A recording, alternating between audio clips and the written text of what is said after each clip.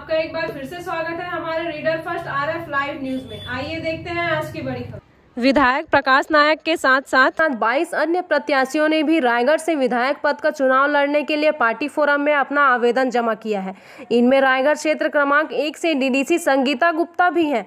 Sangeeta Gupta Congress party की एक ऐसी नेत्री हैं जिनकी छवि बिल्कुल बेदाग है और जो अपनी कर्मठता और काम के प्रति अपने समर्पण के लिए जानी जाती हैं। राजनीति तो मानो उन्होंने घुट्टी में पी है। मायके में उनके चाचा जाने माने किसान नेता रहे तो वहीं पूर्वांचल के प्रसिद्ध नेता और समाज सेवी तथा 25 सालों तक निर्विरोध सरपंच रहे।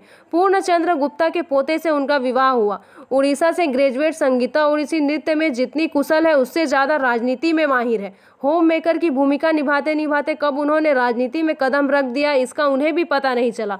वर्ष 2021 में संगीता डीडीसी के पद के लिए निर्विरोध चयनित हुई। इस पद पर रहते हुए उन्होंने क्षेत्र के विकास के लिए ठोस काम किए। साथ ही अपने क्षेत्र में सफल नशा मुक्ति अभियान, कोरोना के समय लोगों के बीच जागरूकता रथ के माध्यम से हिम्मत और उम्मीद पैदा करना, शिक्षक दिवस के अवसर पर समस्त सेवानिवृत्त शिक्षकों को उनके घरों में जाकर श्रीफल और अंग वस्त्र भेंट कर सम्मानित करना और प्रदेश सरकार द्वारा चलाए जा रहे विकास कार्यों को अपने क्षेत्र की जनता के दरवाजे तक पहुंचाना का काम संगीता ने बखूबी किया। जनता की बेहतरी के लिए संगीता की प्रतिबद्धता से प्रदेश के मुखिया इतने प्रभावित हुए कि उन्होंने संगीता के गृह ग्राम लोइंग में नवाखाई का पर्व मनाया। पर इन सबसे संगीता की अंतरात्मा संतुष्ट नहीं है। वे अपने कार्य क्षेत्र के रूप में बड़ा कैनवास चाहती है, इसलिए उन्होंने रायगढ़ विधानसभा से विधायक पद हेतु अपना आवेदन पार्टी को सौंपा। एक बेबाक और धुआंधार वक्ता के रूप में पहचान बना चुकी संगीता गुप्ता की उम्मीदवारी शेष अन्य प्रत्याशियों पर भारी पड़ने की बात सामने आ रही है। अगर पार्टी उन पर भरोसा करे तो संगीता रायगढ़ की पहली महिला विधायक बनने का रिकॉर्ड कायम कर सकती है। चर्चा के दौरान संगीता गुप्ता ने बताया कि विधायक पद के लिए उनको पार्टी टिकट देती है तो उनका महिला होना, ओडिशा भाषा भाषी होना और रायगढ़ विधानसभा के कोलता समाज का पूर्ण समर्थन प्राप्त होना उनके लिए जीत बहुत दूर नहीं होगी। रीडर फर्स्ट ने संगीता से तमाम मुद्दों पर बातचीत की। पेश है बातचीत के मुख्य अंश। आज हमारे साथ हमारे स्टूडियो में कांग्रेस की प्रख्यात नेत्री संगीता गुप्ता जी मौजूद हैं। संगीता गुप्ता क्षेत्र क्रमांक 1 से यहाँ रायगढ़ से डीडीसी हैं और इनका जो पारिवारिक बैकग्राउंड है वो राजनीति से जुड़ा हुआ है। साथ में इनका जो पैशन है वो समाज सेवा है। आइए हम इनसे मिलते हैं और जानते हैं कि इनके भविष्य की क्या योजनाएं हैं और राजनीति और समाज सेवा के क्षेत्र में ये क्या काम करेंगे। मैडम, हमारे चैनल में आपका बहुत बहुत स्वागत है। हम आपसे अपने दर्शकों को रूबरू कराना चाहेंगे आपके फैमिली बैकग्राउंड और आपके एजुकेशनल बैकग्राउंड के बारे में। कृपया हमें बताएं। मैं उड़ीसा में पढ़ी हुई हूँ। मेरे पापा उड़ीसा पुलिस में जॉब करते थे और मेरा जो क्लास 1 से क्लास 10 तक मैं पूरी में वहाँ उनका पोस्टिंग था। तो वहाँ हर डिस्ट्रिक्ट में 2-3 डिस्ट्रिक्ट में करके मैं पढ़ी हुई हूँ और ग्रेजुएशन मेरा यहाँ झारसुगुड़ा के महिमा कॉलेज में हुआ है। और जब मैं क्लास 7 या 6 में पढ़ती थी, मेरे चाचा जी ब्रजराज नगर के हैं, वो किसान नेता थे। तो किसान लोगों का जो प्रॉब्लम है वो लेके भुवनेश्वर जाते थे। वो चीज़ को मैं बचपन से देखी हुई हूँ, उसमें मैं बहुत प्रभावित हुई हूँ। चाचा कैसे काम करते थे, समाज के लिए कैसे आगे बढ़ के आते थे और काम करते थे। जो भी प्रॉब्लम लेके वो भुवनेश्वर जाते थे, वहाँ से वो प्रॉब्लम का सॉर्ट आउट करके आते थे। और जब मेरा शादी हुआ, मैं यहाँ जब आई मेरे ससुराल में लोइंग में, मेरे दादा ससुर जो थे वो पुराने गांधीवादी उनका विचारधारा था। और वो कोई भी गांव का जो भी प्रॉब्लम हुआ, कुछ भी हुआ, वो समाज सेवा में बहुत उनका रुचि था। वो चीज़ जब मैं शादी करके आई हूँ उसी समय उनको देखती थी। कोई भी जैसे रोड पे जाता था तो उनको पूछते थे, आपका क्या समस्या है, क्या है? और वो उनको बताते थे, आप यहाँ जाइए, ये समस्या आपका यहीं पर दूर होगा। ऐसे करके उनको देख के हम लोग ये समाज सेवा और बचपन से और यहाँ ससुराल आके भी ये चीज़ देख के मेरे समाज सेवा में आने का मेरा रुचि हुआ। उसके बाद मैं यहाँ डीडीसी चुनाव लड़ी और मेरे जो दादा ससुर श्री पूर्णचंद्र गुप्ता थे, उनके बदौलत मैं ये चीज़ मैं बोल रही हूँ, उनके बदौलत उनका आशीर्वाद है जो मैं यहाँ अभी डीडीसी में आई और इतना प्रचुर मात्रा से मेरे को वोट मिला और यहाँ मैं विजयी हुई। तो आपके दादा ससुर का सबसे बड़ा योगदान रहा आपके अभी तक के राजनीतिक करियर में, अब ये मान के चलते हैं। आप उनसे प्रेरित रहीं और उन्हीं के नक्शे कदम पे चल रही हैं आप। तो हम आपसे ये जानना चाहेंगे कि डीडीसी रहते हुए आपने अपने क्षेत्र में विकास के लिए क्या-क्या काम किए?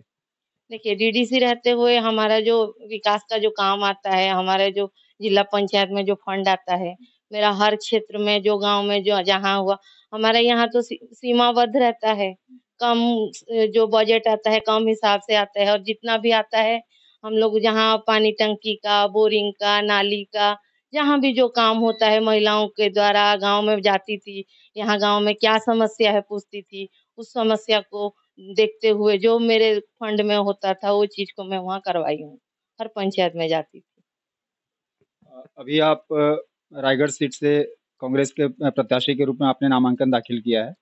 आपने आवेदन किया है कि आप यहाँ से विधायक का चुनाव लड़ना चाहती हैं। तो हमसे ये जानना चाहेंगे कि विधायक के रूप में अगर पार्टी आपको चुनती है, तो ऐसे में आपका एजेंडा क्या रहेगा? रायगढ़ विधानसभा के विकास के लिए आप क्या करेंगे? देखिए ये चीज़ मुझे मिलेगा तो विधानसभा के लिए एक तो मैं हमारा जो सरकार है, मैं उसमें आना चाहूँगी। हमारे जो कांग्रेस का सरकार है, भूपेश बघेल का सरकार है, वो किसानों के लिए, माताओं-बहनों के लिए, हमारे युवाओं के लिए इतना सारा काम किए हैं, जो अभी धरातल में आप पता चल रहा है। कहीं भी जाते हैं किसानों को हम पूछते हैं आपका कैसा फीडबैक हमारे सरकार के प्रति दीजिए करके, तो उन लोग बहुत खुश हैं हमारे सरकार के प्रति। यही चीज़ लेके हम आगे बढ़ना चाहेंगे और जो हमारे रायगढ़ का विधानसभा में जो भी दिक्कत है, जो भी प्रॉब्लम है, वो हम देख के जो हमारे से हो पाएगा, जो हमारे सरकार के द्वारा हो पाएगा, हम पूरा करने के लिए प्रयास करेंगे। यहाँ पर जो समस्याएँ हैं रायगढ़ विधानसभा क्षेत्र में, तो उनके संबंध में आपका क्या मतलब प्लानिंग क्या है? कैसे करेंगे इसमें? देखिए, यहाँ एक मूल समस्या जो है ट्रेन का बहुत है। उसका समय में आना-जाना कुछ ठिकाना नहीं रहता है भैया। और जो जाते हैं यात्री लोग 8 घंटा, 10 घंटा वेटिंग करना पड़ता है। ये मूलभूत यहाँ पर बहुत समस्या देखने को मिल रहा है। इसको सुधार पाएँगे केंद्र सरकार के साथ हम मिल-जुल के उसको सुधार पाएँ तो ये हमारे यहाँ के लिए रायगढ़ के लिए बहुत बड़ी चीज़ होगी।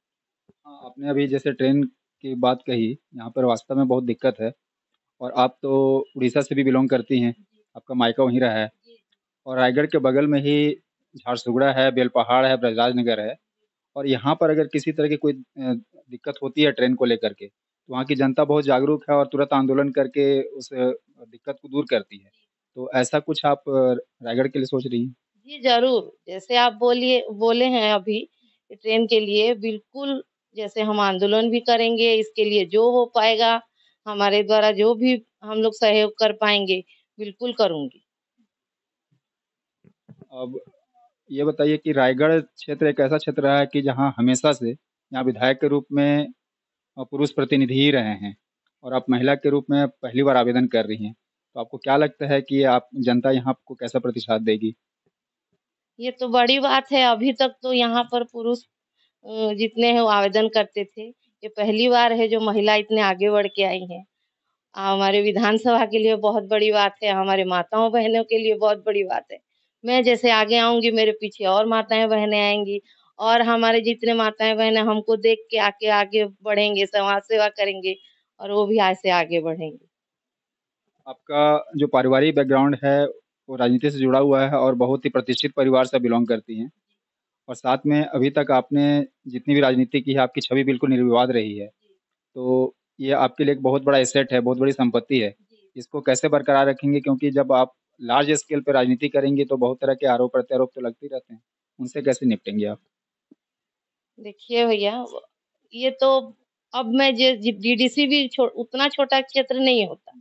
56 गाँव होता है, 56-60 गाँव होता है। उसमें मैं जैसे मेरे जैसे फील्ड में मैं जैसे काम की हूँ, उस हिसाब से मैं पूरा विधानसभा को करूँगी जैसे मैं अपने मन में एक सोच रखी हूँ। जितना मैं कर सकूँगी, जो फील्ड में जैसे मैं वहाँ गाँव में की हूँ, अभी शहर में भी आके अभी मैं सक्रिय हुई हूँ। शहर में भी हर कार्यक्रम में, हर में सब में जा रही हूँ, आ रही हूँ। तो उस हिसाब से गाँव का जैसे मेरा था, जो मैं सोच के गाँव में जो राजनीति की हूँ, वो आके मैं शहर भी करना चाहती हूँ और मेरा विधानसभा पे पूरा करना चाह रही ये तो राजनीति की बात हुई। आप समाज सेवा से भी जुड़ी हुई हैं। आपके दादा ससुर भी समाज सेवा से जुड़े रहे। तो समाज सेवा के क्षेत्र में और सामाजिक रूप से आप कितनी सक्रिय हैं और क्या करना चाहेंगे आप? सामाजिक स्तर से जब मैं राजनीति में नहीं आई थी भैया, तब मेरे देवर भी ये थे फार्मासिस्ट हैं। जो कोरोना के समय भी तब तो मेरा इलेक्शन हो गया था। कोरोना के समय हमारे लोइंग में खुला कोरोना वार्ड खुला, तो वहाँ हम लोग रात में भी 12 बजे 1 बजे पेशेंट छोड़ने जाते थे। उस समय घर में कोई नहीं निकलते थे। उस समय मेरे देवर के साथ हम जाके हमारे पूर्वांचल के जितने भी कोरोना पेशेंट थे, उस समय हम जाके वहाँ उनका इलाज भी करवाए हैं। बहुत लोग अच्छे भी हो गए, तबीयत भी उनका सही हो गया। और एक ठो जागरूकता रथ भी मैं निकाली थी। जैसे मेरे क्षेत्र में पूरा घुमा है वो रथ, और कोरोना के लिए जागरूक करने के लिए लोगों के लिए ये भी मैं की थी। एक अंतिम सवाल। अ, पूर्वांचल क्षेत्र जो है रायगढ़ का, या रायगढ़ विधानसभा क्षेत्र ही बोलें, तो इसमें उड़िया भाषाभाषी की संख्या बहुत है और विधानसभा में इनके वोट जो हैं बहुत मायने रखते हैं। और उड़िया भाषाभाषी में भी कोलताओं की संख्या काफ़ी है। आप कोलता समाज का प्रतिनिधित्व करती हैं। तो आपको क्या लगता है कि सामाजिक रूप से आपके समुदाय के लोग आपको कितना सपोर्ट करेंगे? समुदाय के लोग भैया सपोर्ट तो बहुत करेंगे। माताओं, बहनों, भाई मेरे जितने भी गुरुजन हैं, सब मेरे को खुला सपोर्ट कर रहे हैं। मैंने हमारे समाज से या हमारी बहू बेटी हो के तुम इतने आगे बढ़े हो, तो इसीलिए हमें तो हम तो बहुत ही खुश हैं। और ऐसे ही यार तुम आगे बढ़ते बढ़ते जाओ करके वो आशीर्वाद भी मुझे दिए हैं। और उड़िया भाषा भाषी जो आप बोले, हम उड़िया हैं। हमारे घर में उड़िया भाषा का प्रचलन होता है।